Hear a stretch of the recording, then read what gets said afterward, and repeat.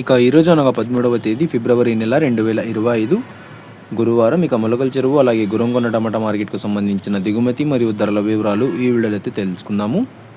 అన్న మీలో ఎవరికైనా తక్షణ అలాగే నందక భూవరం అనే ప్రోడక్ట్లు కావాలనుకుంటే స్క్రీన్ పైన కనిపిస్తున్న నెంబర్కి అయితే కాంటాక్ట్ అవ్వండి. ఆన్లైన్ బుకింగ్ అయితే అవైలబుల్గా ఉంది.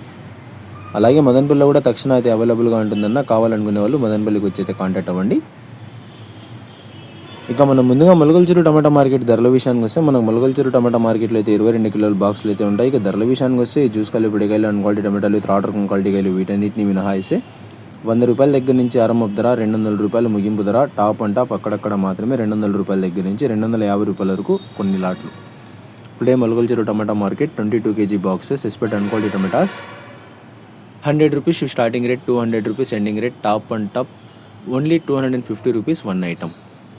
ఇక గురంకొండ టమాటా మార్కెట్ విషయానికి వస్తే మన గురంకొండ టమాటా మార్కెట్లో ఈ 30 కిలోల బాక్సులు అయితే ఉంటాయి.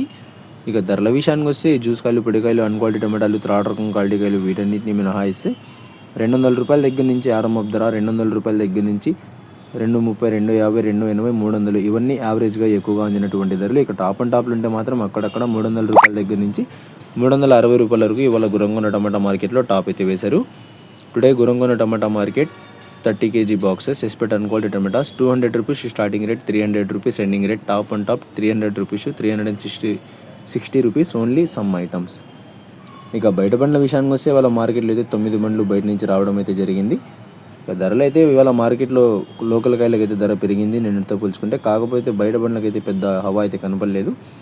200 రూపాయలు ఆ పైన అయితే ఎక్కడ అమ్మినట్లుగా అయితే సూచనలు అయితే లేవు. నమ్మలేదు. 200 రూపాయలు లాస్ట్ ఫైనల్ రేట్ అయితే ఇవాళ బయట బండ్లకు అయితే.